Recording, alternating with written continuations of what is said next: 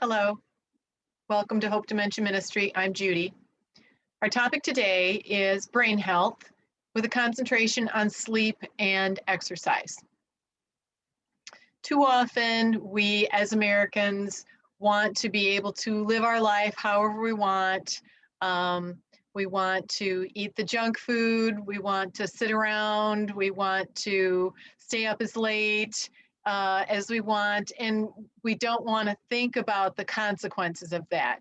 But it's the consequences of that kind of lifestyle that is leading to have us develop chronic diseases, and ultimately dementia. So today we're going to look at the topic of sleep and exercise in particular, and how that, if we work on those and improve the quality of those, that can lead us to better brain health.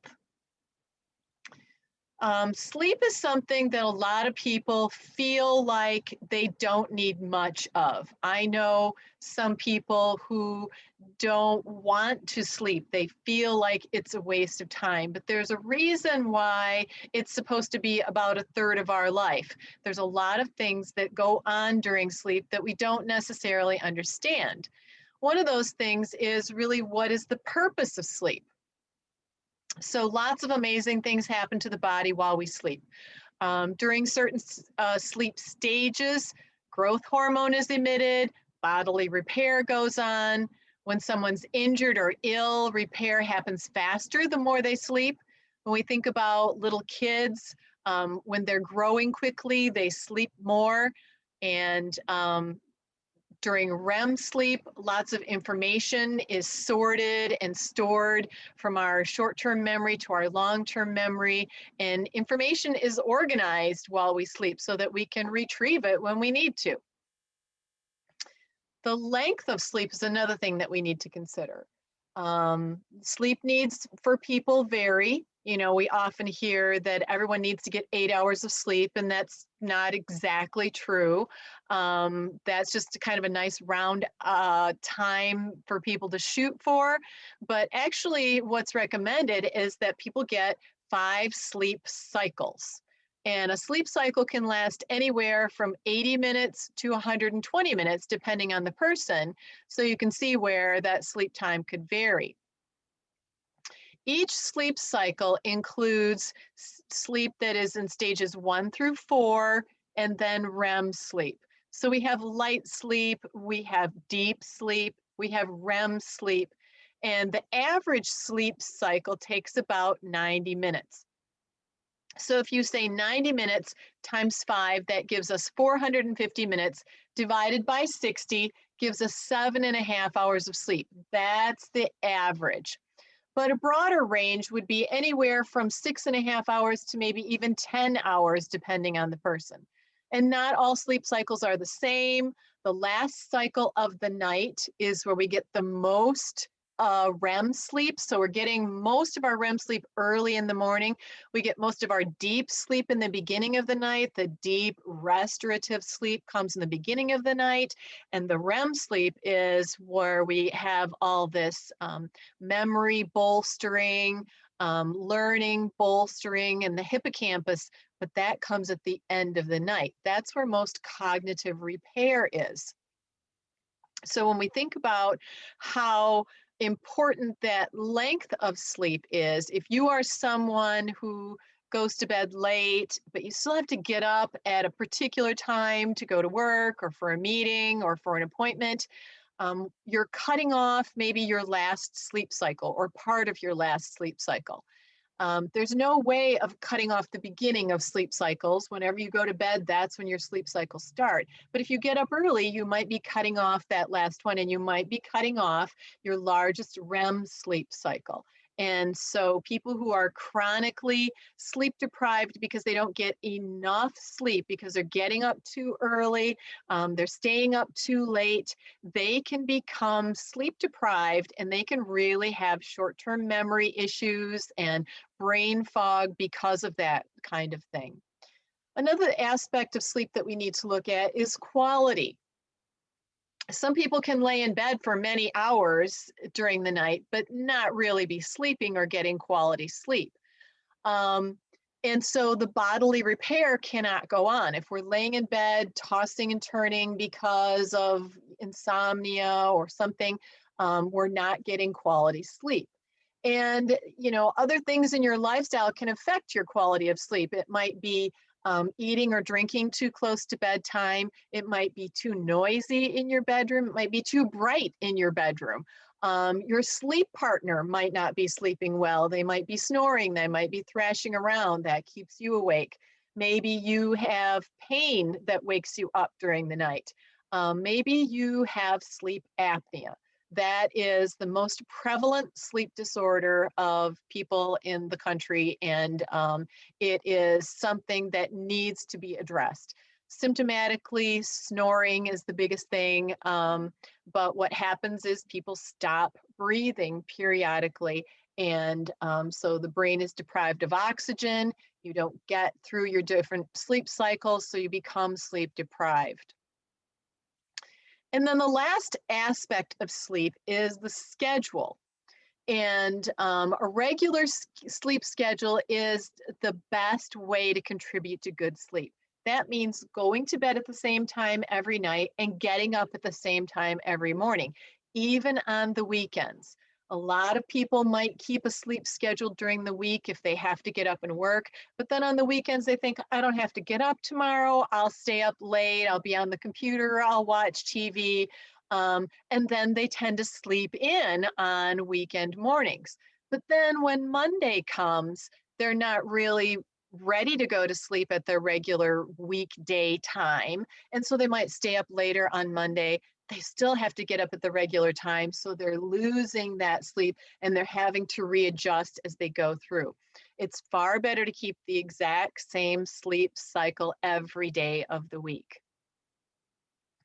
When we think about how can we improve our sleep if we maybe don't have the best sleep pattern, and there's a lot of tricks for doing that. One of the biggest issues is establishing a sleep routine. If you have raised children, you know that having a bedtime routine gets kids ready for bed. They go through the same routine, they do the same wind down, and oftentimes they sleep better. This is the case for all of us, but it's also something if you are a caregiver of someone living with dementia, having a sleep routine is better for them as well. So, you can work on this for yourself, but also for the person that you're caring for. So what do I mean by a sleep routine? That means doing the same thing every night before bed. And some of those things that you should include in this are important, like not eating for 3 hours before going to bed. I'm a nighttime snacker. I like to have something to eat while I watch TV, but being strategic about what those things are, and then making sure that you've got that 3 hour window before it's time to go to bed. If you go to bed on a full stomach, it can cause indigestion, it can make you wake up, it can cause acid reflux for a lot of people. So the no food 3 hours before bed. Also, no strenuous exercise 2 to 3 hours before bed. Exercise revs you up. It revs up your system. It's much better to do in the morning or even early afternoon, depending on what your work cycle or your daily cycle is. Some people will say, well, in the evening before bed is the only time I have to exercise. And so maybe the benefits of exercise outweigh what it does to your sleep. But thinking about the best sleep routine, we want to move that exercise 2 to 3 hours away from bedtime. We want to turn off electronic devices at least an hour before we want to turn the lights off and go to sleep. What the electronics do is they emit this blue light. The blue light keeps your melatonin at bay. And that is your sleep hormone. When the environment darkens, when your home darkens, that's when your brain gets kicked into gear and says, okay, it's nighttime now. It produces melatonin. And if you give yourself that hours time frame, it can prepare you to be able to go to sleep better when you do finally turn the lights off. So then establishing your routine, what do you want to do with this hour after you turn off the lights? Are you going to take a shower or a bath?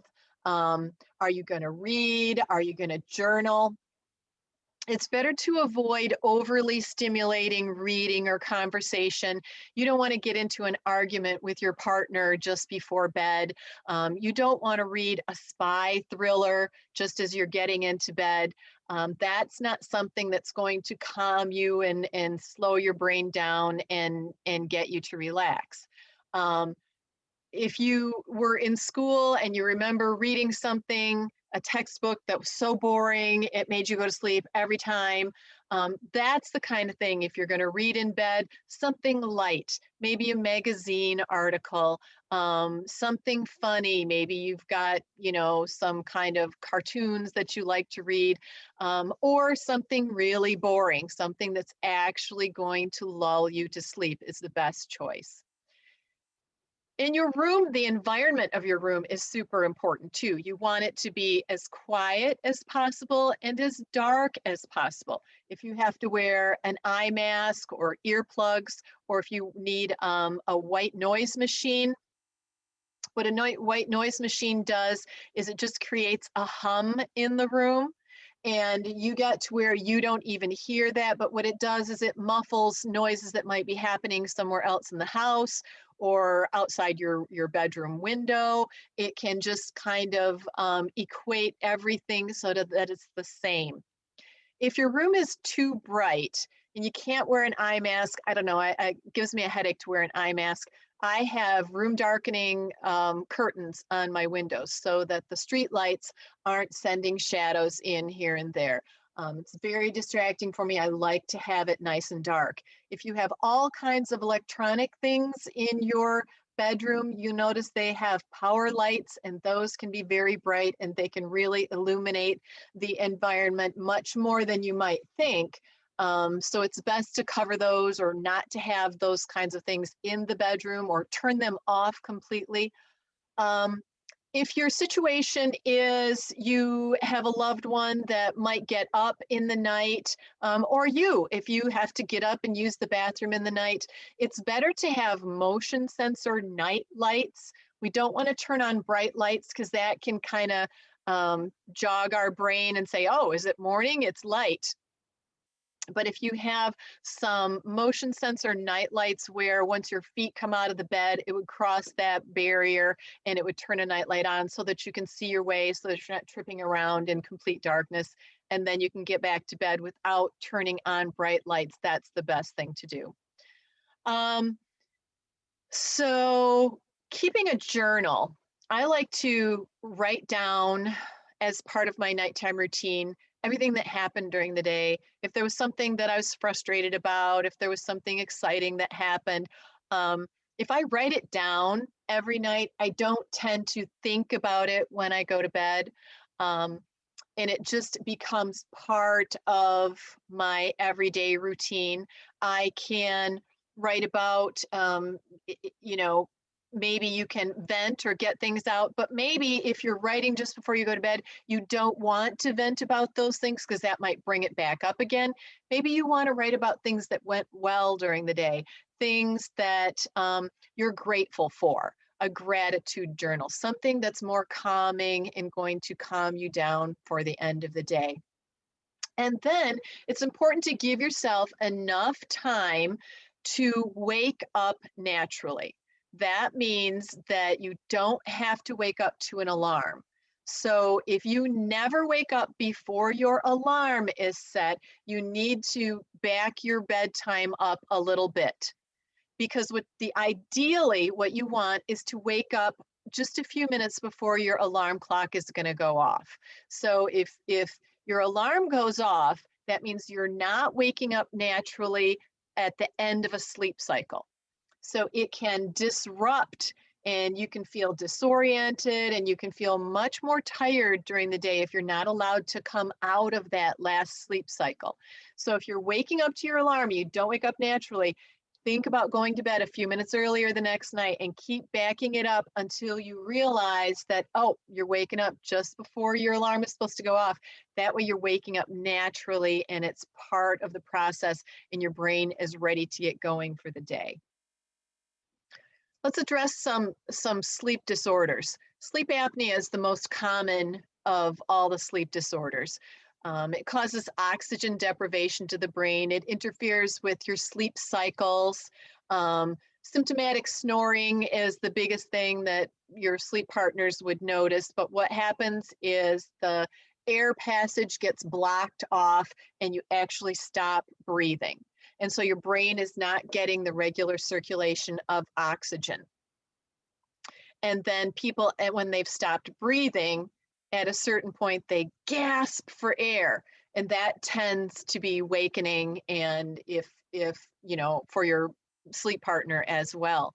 So some of the things that they use to alleviate that, to correct that, would be a CPAP machine, which stands for continuous positive airway pressure. And so it's a mask that goes over your nose and it is blowing oxygen into your air passage so that it doesn't close off, and it blows in constantly. It may be a difficult thing if someone with dementia is tried to be fitted with a CPAP machine. They may not be open to that. They may not leave it on. It might be frightening for them. But when we look at the number of people who develop dementia who had sleep apnea, we know that it's a direct contributor. So if that's something that you are living with, you have not developed dementia yet, that could be your future if you don't address this. So check out with your doctor, have a sleep study done, and see what you can do to alleviate that. My brother, and he was only in his 40s, probably, maybe even late 30s, suffered from dramatic sleep apnea. He was a little on the heavy side, and that's another thing when you, especially if you carry weight around the neck and the jaw. But his sleep apnea was so bad that he was totally sleep deprived. He had no short-term memory.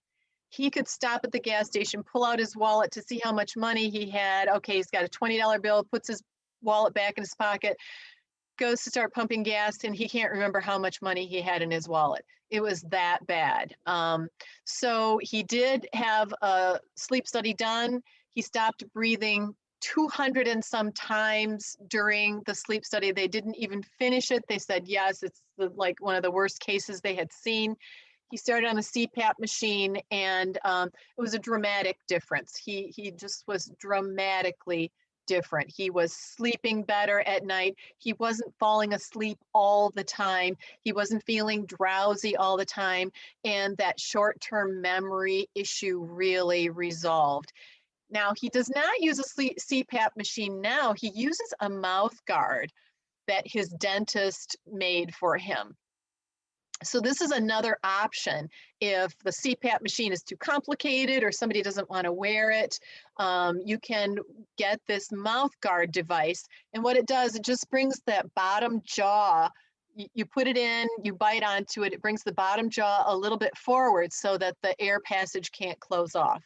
Now, if your dentist doesn't happen to make them, he or she could certainly refer you to someone who does. It's a good option. Another sleep disorder that's pretty common is restless leg syndrome. So people feel an itching, tingling, pins and needles kinds of things in their legs, and they have to move. They can't keep them still. My husband has this, and sometimes it's as he even seems to be asleep, but it's like he's running in his sleep. And so, you know, it disturbs me, but it also keeps him from going into deep sleep. Um, it could be that they're not exactly sure what causes it, but it could be a lack of dopamine or an iron deficiency. And so you can get a blood test and you can check out some of these things to figure out what might be off in your system that could be causing this. And there is medication that they can give people for the restless leg syndrome. So if that's something that you or your sleep partner knows has been going on with you, it's important to talk to your doctor about that and get it checked out. Another thing I want to tell you about is light therapy. If you have a loved one that is experiencing sundowners at all, that is where, and especially people with dementia, this is very common, where when the outside environment darkens naturally, they start to get irritable and agitated. And what's happening is that they're getting an uptick of melatonin, which is our sleep hormone. And so I think, especially in the winter when it gets dark earlier, they are simply tired. And a person who has dementia cannot really express to you, well, I'm just tired. They're going to act out what that feels like. They're irritable. They don't want to be cooperative. They don't want to do what you're asking them to do. They don't want to be around anybody. They're just miserable. Because they're tired. So we talk about light therapy helping these people. And what this is the blue light. We talked about turning off electronic devices an hour before bed because this blue light is preventing your melatonin from making you drowsy. Well, most people with dementia are not spending a lot of time on screens and things like that where they're getting that blue light, but we can induce that with a blue light box or a blue light device or lamp. You can go on Amazon, you can Google it, light therapy. There's all kinds of lamps, things that you can put on a table, things that you can hang on a wall, things that look like a picture frame that you could put on someone's end table so they can be sitting in their chair and the light can be shining on them. And that just tells the brain it's still daylight. It's not time for this melatonin uptick. And so then when you're ready, like the hour before bed, you turn off that light therapy, and then that allows the person to be able to start going through their nighttime routine. The melatonin uptick kicks in, and they can be ready for bed at your designated time. You know, we all experience this when we have the time change in the fall and suddenly, very suddenly, we skip that hour and it's dark so early. And it could maybe only be 7 o'clock, but we feel like it's 9:30 or 10. That's that natural environment telling us it's getting dark, it's time to go to bed. But a lot of people live in dark environments. And if you have a loved one that you're caring for and they're sleeping a lot, part of that may be because their environment is so dark. We all feel a little bit down and depressed sometimes in the winter because we're not getting as much sunlight. We're not getting that natural sunlight, but a lot of senior citizens live in dark environments. And so opening windows, if it's a day where it's not bright enough outside, turning on lights, making sure that they are exposed to the light, that can keep them awake better during the day. Plus, also, it's important to be engaged. Somebody who's not engaged in an activity or something that they can really concentrate on. It's either fun or it's interesting, or you know, it involves muscle memory where they kind of feel more like themselves. They may just sit and go inside themselves, and they may tend to sleep a lot. And there's a lot of controversy about napping altogether. But if someone is having trouble sleeping at night, they're not sleeping through the night, but they are sleeping a lot, dozing off during the day, you need to try to flip that around. Keeping them awake, keeping them engaged in something during the day so that they're not napping, so they will be more tired and they will tend to sleep more at night. Now, napping in general for just anybody. If you have trouble falling asleep or staying asleep, it is not recommended that you nap during the day. Some people, though, are nappers. It is just part of their day. My parents have always been nappers. Even with 4 little kids, my mom would lay on the couch in the middle of the afternoon and say, I need 20 minutes. And they still nap, but they sleep okay at night. So that's sort of the rule. If you sleep well at night, okay, then maybe you can take a nap during the day if you feel you need it. But if you're not sleeping well at night, you need to keep engaged and active during the day and exposed to the light. Another thing to help the body calm down, we often think of supplements and we go right to melatonin because that is the sleep hormone. But magnesium is another supplement that helps people to relax and prepare for sleep. We don't always want to be taking supplements. We don't want to take a lot of pills. They tend to be expensive. We don't know what we're getting. But bananas have a lot of magnesium in them. I and many people tend to look at a banana as a breakfast fruit, but actually, if we move the banana to later in the day, like early evening before our 3-hour cutoff before bedtime, eat your banana then. That magnesium can help the person calm down and be ready more for sleep in the evening. You can even make a magnesium tea.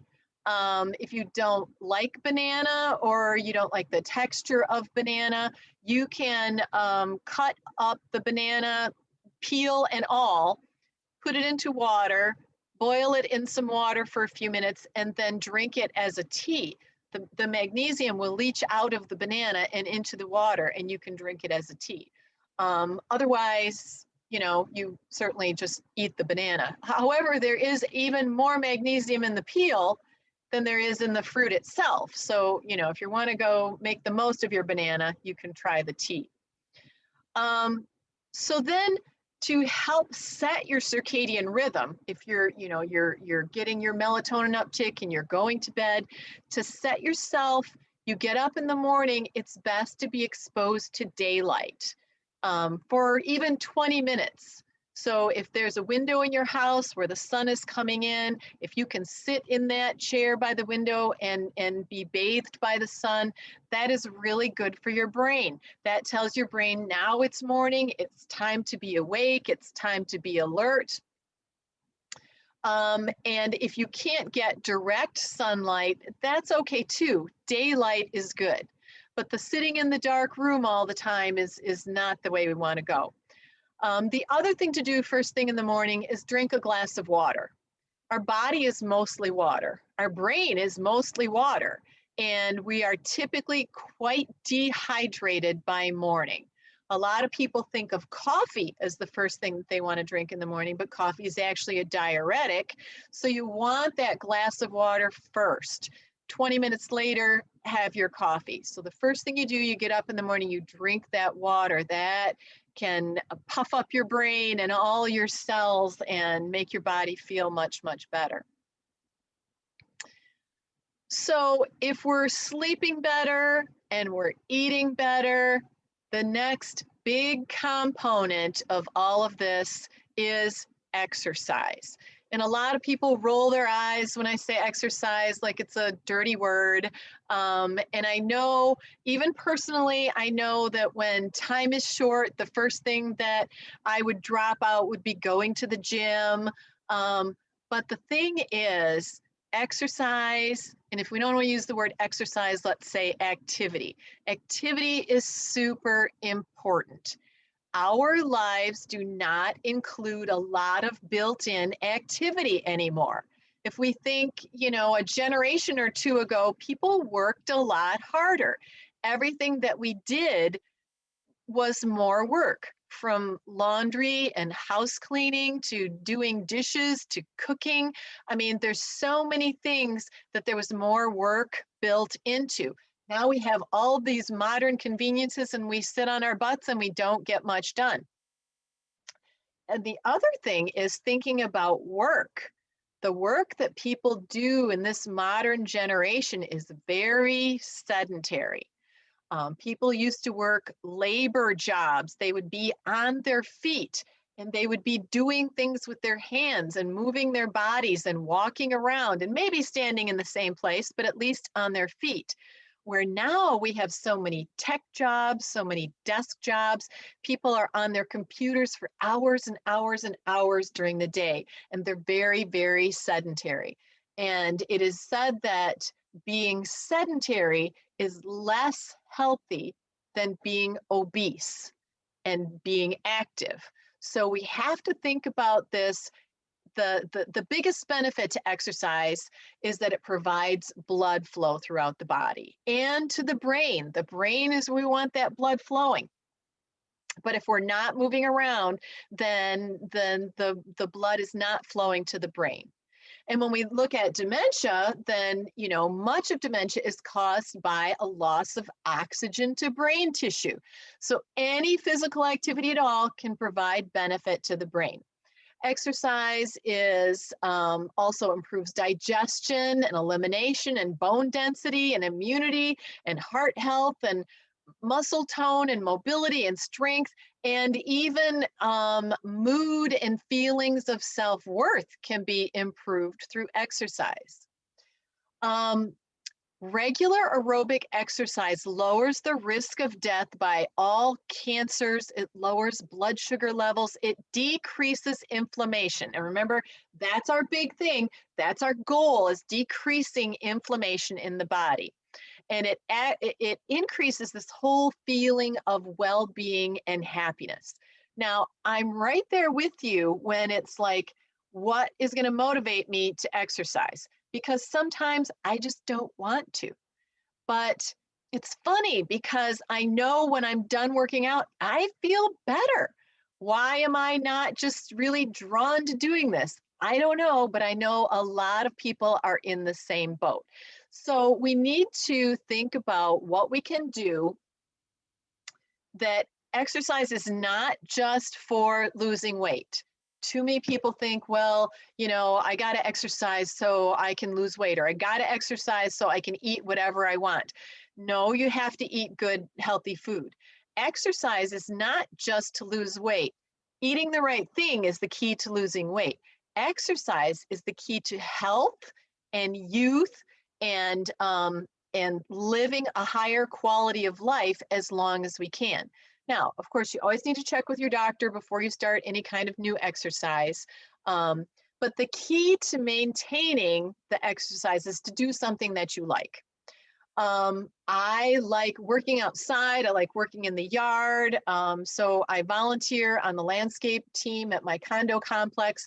But in the winter, we don't do that. And so I have to drag myself to walking on the treadmill, which is not exciting. And I'm not thrilled about doing that all the time.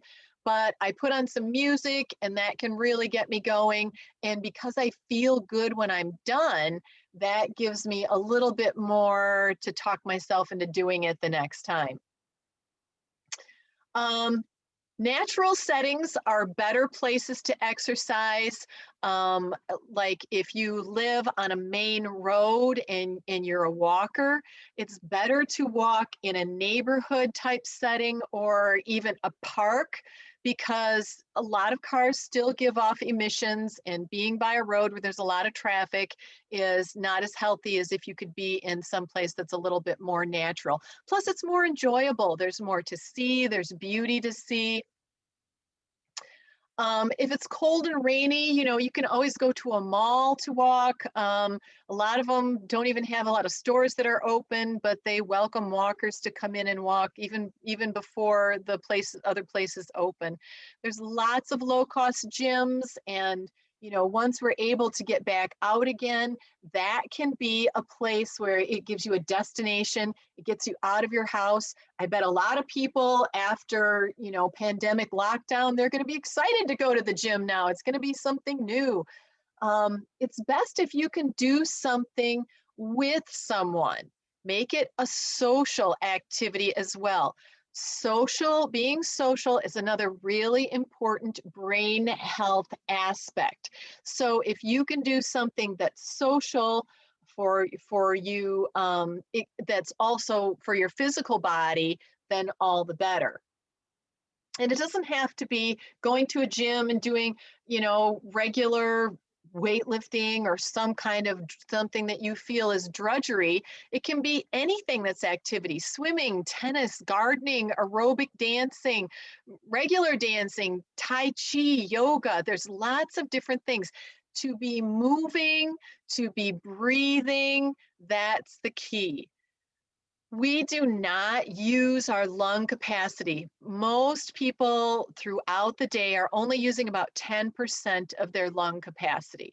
So we're not fully oxygenating our body. The reason exercise is so important is it gets you to breathe more deeply.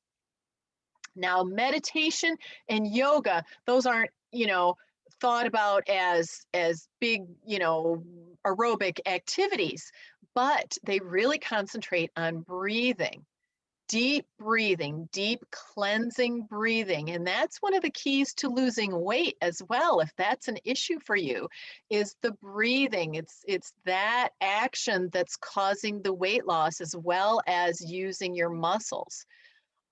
There's lots of exercise videos available. I wanted to learn to do Tai Chi, so I just went to YouTube, brought it up on my TV, and there's somebody doing Tai Chi right in my living room with me.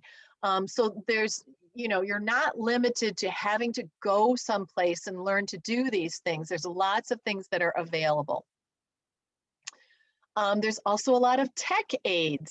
If you need some kind of motivation, maybe you need a Fitbit or some kind of a smart fitness tracker that will keep you on track, that will tell you, oh, you better get up and move. You don't have your 100 steps for the hour, or, your goal's coming up. You almost have your 10,000 steps for the day. Some people are very motivated by those kinds of things. If that's you, then maybe you want to use something like that that can help you out. You should have a minimum of 6 days a week, 20 minutes of cardio. It's really not that much. You can even break it up. If you want to do a 10-minute cardio, running, walk on the treadmill, and 10 minutes later in the day, because we don't necessarily want all of our activity, all of our exercise for the day concentrated in one time, and then we sit all the rest of the time.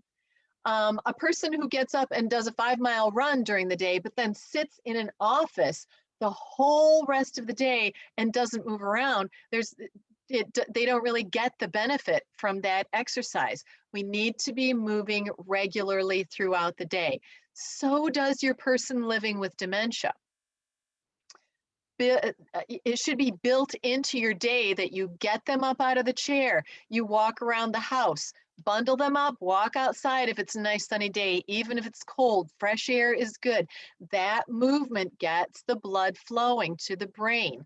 If you are early on in dementia and you're having issues, think about expanding your exercising. People who have been very fit, we see some people who develop dementia in their 60s, and then we see some people who don't develop it until their 90s. When you look at the people who are in their 90s, typically they were healthier. Maybe they ate better, they exercised more, they got better sleep throughout their life that pushed it off for decades. So this is something that everyone can benefit from. If you're a caregiver and your loved one needs exercise, you need exercise, do it together. You can also do deep breathing with your loved one who's living with dementia. And that can be good for you. It can be calming and relaxing, and something that you can share. Now, when you're exercising, you need to remember to pay attention to things like, don't push yourself, don't overdo it one day. Don't think, oh, I'm going to get right out there and I'm going to jump right into an hour of aerobic exercise. You need to start out in small increments and build up. And like I said, if you break it up, so you do 10 minutes, 10 minutes, 10 minutes, you got 30 minutes that day, and it's spread out. That's better for you. If you have ailments, if you have pain, if you have bad joints, you have to be careful about what you're doing. You have to pay attention to your pain.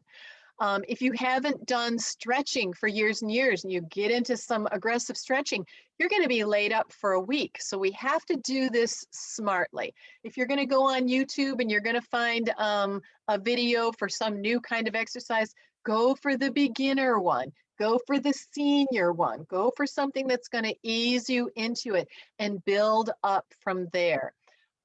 If you do belong to a gym and you have access to personal trainers, they can be very, very beneficial to helping you get started and coach you through it. The big thing is just do something. If you have stairs in your house, use the stairs. Don't pile up a bunch of stuff at the top of the stairs and take it down as a whole batch. If something has to go to the basement, take it down there. If something has to go upstairs, take it up there. Use those kinds of things that are built into your home as exercise routines. And don't be discouraged, you know, if you say, well, I haven't exercised in a long time, or, you know, I got into it and then I got out of it. You can always get back in. Every day is a new day to start over. You will feel better. Your brain will appreciate it. So get good sleep. Drink your water in the morning, get some exercise, get some sunshine. These are all ways that we can be beneficial for our brains. The last thing I want to mention is the benefit of a whole health medical tune-up. And that is like, you know, seeing your doctor. If you have something going on where you're concerned, you're having memory loss, or you just don't feel like yourself, but you're afraid to go to the doctor because you don't want a diagnosis of dementia, well, you might go to the doctor and find out that you've got some metabolic issues. Your thyroid is off, your vitamin D is off, your insulin is off. These are hormones in the body, estrogen, testosterone. If those aren't regulated, you can feel dementia type symptoms. But if you can get those back in balance, that can alleviate that, and that can alleviate the stress of worrying about what might be happening to you. Also, chronic infections, something like chronic sinus infections, chronic bladder infections, those can cause dementia type symptoms. So, you know, if you're dealing with those kind of things, you need to address that. We've already talked about nutrition, but also drugs. And I'm not talking street drugs, I'm talking pharmaceutical prescription drugs that you might be taking. Sometimes people are on a lot of different drugs. Sometimes you go to the cardiologist and maybe you get your prescription filled right at their office. Then maybe you go to your primary care doctor or somebody else, and you get a prescription here and there. You have something filled at this pharmacy, you got something filled at that pharmacy. If all your prescriptions are not being filled at the same pharmacy, then you don't have the oversight that one pharmacy can give you to see whether you have any interactions of drugs. If you're on prescription medications and then you're supplementing with all kinds of different things, there may be reactions with the prescription drugs that you're taking that you might be having, you know, negative results from. So it's really important to take everything. Your primary care doctor should know everything that you're taking, including all of the supplements. Don't be afraid to tell your doctor what you're on, because there may be some things that you need to get off so that other medications can work properly, so that your body can work properly. So always, always, if in doubt, make sure you go to the doctor and you push to have a very full spectrum of tests done so that you can understand everything that might be in balance. Okay, I said that was going to be the last thing, but actually I want to also mention environmental issues when it comes to brain health. There are some things that we do have control over. Not everything in our environment, we can't always regulate, the air we breathe and the water we drink, but we can filter water. So if you have a filter on your refrigerator, most modern refrigerators have where you can put a cartridge right into it and it dispenses water out the door.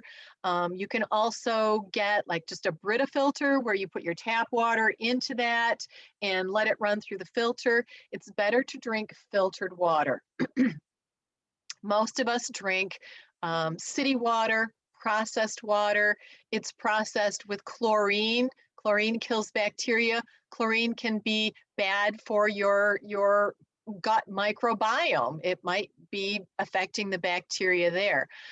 So drinking filtered water is something simple that everyone can do for themselves. You want to limit your exposure to heavy metals, of course, lead, mercury, zinc, aluminum. We encourage people to eat fish, but you probably shouldn't eat fish every day. The smaller fish are better. They don't have the metals that maybe the large fish like shark and some of the large tunas, those can be not as healthy to eat. There's a lot of cleaning products that we use that are toxic. Bleach is toxic. And so if you switch to more natural cleaning products like vinegar, soda, lemon, go on the internet. There's all kinds of concoctions that you can use. These are antibacterial. You can clean windows and bathrooms and all those kind of things with much more natural products. Teflon coating on cookware is labeled as a likely carcinogen. It is something that we should not be using. The fumes that are created, the chemical that is created by that Teflon coating is something we should not be breathing. Again, auto emissions, I mentioned that when I'm talking about exercise, try to walk in a less high traffic area. Changing your furnace filters.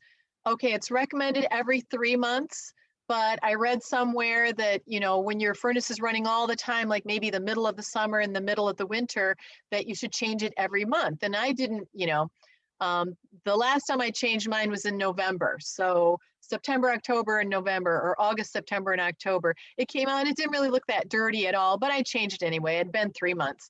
So I put the next one in. 3 months went by and it was really, really dirty. So yes, in the winter, change your furnace filter more often when that is running more. Getting fresh air into your homes. We're try to seal everything up so completely so we don't have drafts and that kind of thing. But it's good to get the fresh air. Typically, the air outside is cleaner than the air inside, especially if you live anywhere near nature, if you have trees and things, that cleans the air, so the air tends to be cleaner outside. House plants. Unless you have terrible allergies, we should incorporate plants into our environment. They clean the air for us. They do the work that, we haven't even been able to, you can plug in an electronic air cleaner, I guess, but the natural way to do it is a good way to do it. So those are just some other things that I wanted to mention, that if you're trying to clean up your environment and, fix all these other things in your life, something else to focus on, something else to tweak. We want to do as much as we can that we have control over, because we don't have control over everything. But the things that we do, we want to exercise that control so we can be responsible and so that we can be providing ourselves with the best life, the best quality of life as long as we possibly can.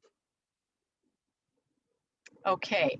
So there are other videos on the website that I would encourage you to check out, and our live sessions on Wednesdays at 7 p.m. Check out the calendar for what those are, and everyone is welcome to join those on Zoom. Thank you so much.